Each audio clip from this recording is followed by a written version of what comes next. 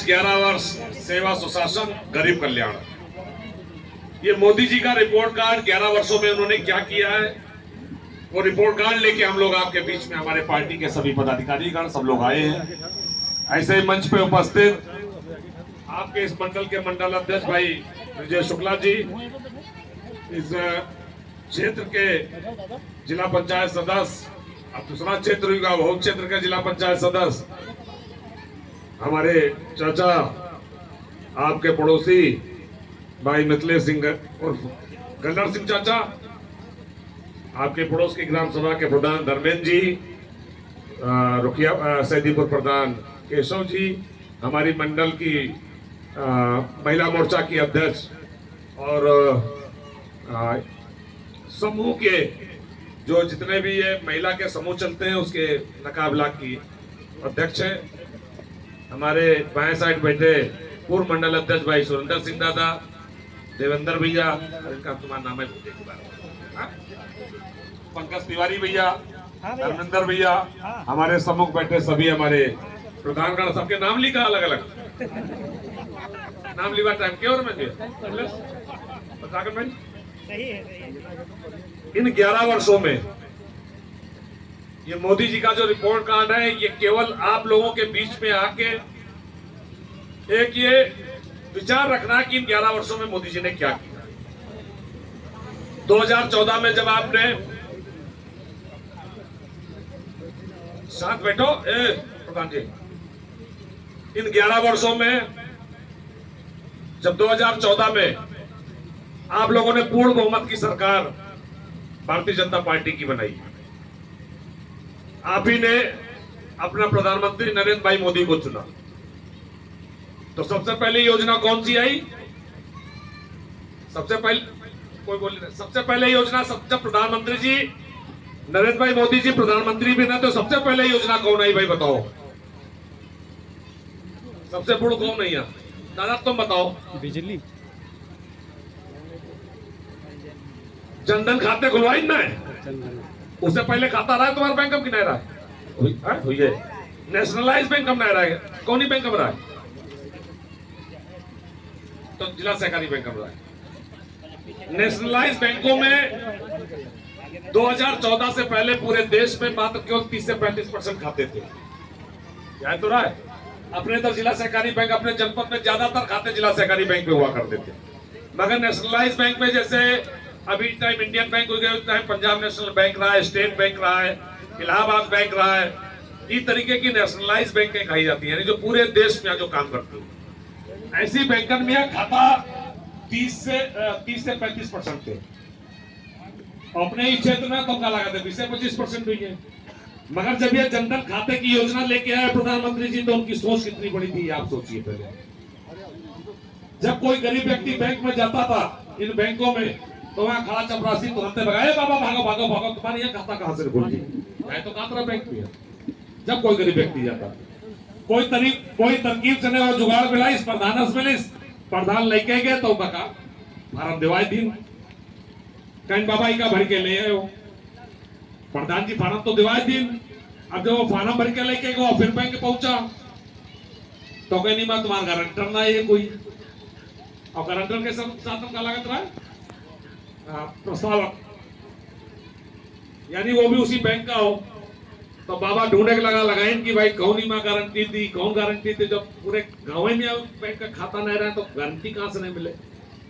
तो प्रधान जी फिर जुगाड़ बनाए, भाई गारंटी करवाई दिनों की। अब गारंटी के बाद में जब फार्म जमा कराई गवा तो बैंक मैनेजर कहीं पहले 500 रुपया लाओ तब खाता खोली, तब 5,000 रुपए से खाता खोलत रहा, 500 रुपया जमा करो, 1,000 रुपया जमा करो, यही था पहले बैंक में। अब बताइए, जो सुबह से लेकर शाम तक, यानी जो बैंक का मोहरा नहीं देखी हुई है, तो इसका मतलब बहुत गरीब व्यक्ति हुई है। भाई दिन भर में कमाती हो तो अपने परिवार का पेट पाले कि बैंक का खाता, बैंक का पेट पाले। तब प्रधानमंत्री जी ने जनधन खाते का 0 बैलेंस पे किसी बगैर गारंटी के सबके खाते खोले, और उन खातों का फायदा क्या हुआ? उन खातों का फायदा ये हुआ कि अगर किसान सम्मान निधि आती है तो वो एक बटन दाबते हैं, सभी किसानों के खाते में पूरा ठकाठक पैसा पहुंच जाता। है ये बात की नहीं? अगर प्रधानमंत्री आवास आता है तो सबके खाते में एक ही बटन दाबने में सभी के खातों में पैसा पहुंच जाता है।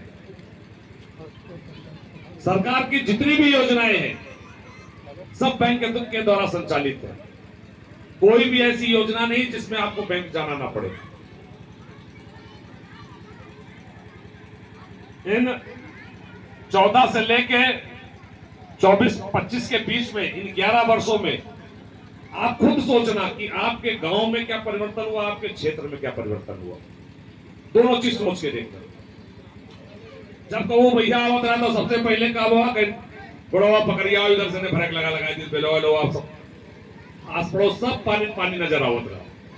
मगर जब से ये परियोजना, इससे पहले 2014 से पहले कितनी सरकार है, किसी ने इस परियोजना के ऊपर ध्यान दिया? हम तो देखें 2015-16 में आया है, पकड़िए कटा जा रहा, चच्चा उनका सबका घर ही कटा जाता रहा। जब ये परियोजना बनी, पहले इस परियोजना पे हमारी मिल ने काम किया, वो परियोजना नहीं काम करी। फिर अब की बात पक्का बंधा बना, और पक्का बंधा बनने के साथ साथ में आपकी 700 मीटर परियोजना आपके रोड सीख क्योंकि आप इधर ना बरसात के बातें काम ऊपर शुरुआत कर। अभी जो पिछली बार कटान हुआ था, जो बंधा कटने की नौबत पे आई थी, उस चीज को लेके अभी इसके ऊपर पलकू पाइन लगाने जा रहे हैं, जो तोड़िया का लगा होता है ऊपर काम शुरू करे जा रहे हैं, जिससे कि इधर का कटान ना बढ़े। ये बहुत बड़ी योजना थी। मैंने देखा कि इस क्षेत्र में धान तो लग जाता रहा, मगर भैया के कारण धान काटने घर पहुंच पाई कि नहीं पहुंच पाई, यह बहुत बड़ी बात है। इस क्षेत्र का अब बेलवा जाए चाहो चौमासे में जाए ना सकते, 2-3 फुट पानी चले लगते सड़क पर। इसके बंदे का भी प्रपोजल बहुत तेजी से काम चल रहा है। अभी हम लोगों ने जिस तरीके से पलिया के पास में 13 किलोमीटर का चैनलाइजेशन का काम किया है, अगर वो हमारा कामयाब होता है तो हमारा शारदा से लेके खमरिया पुल तक का चैनलाइजेशन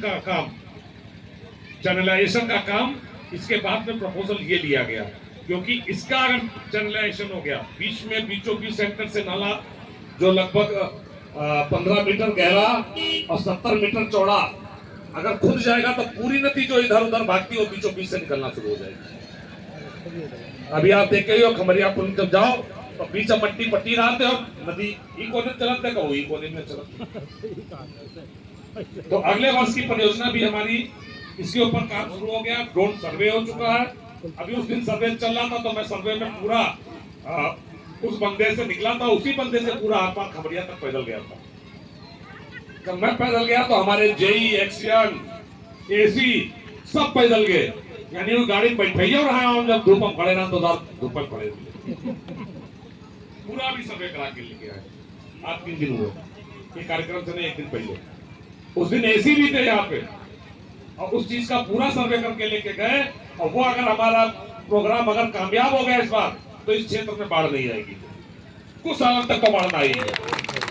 जब तक वो फिर से पट नहीं जाएगी तब तक उसमें बाढ़ नहीं आनी, मगर जब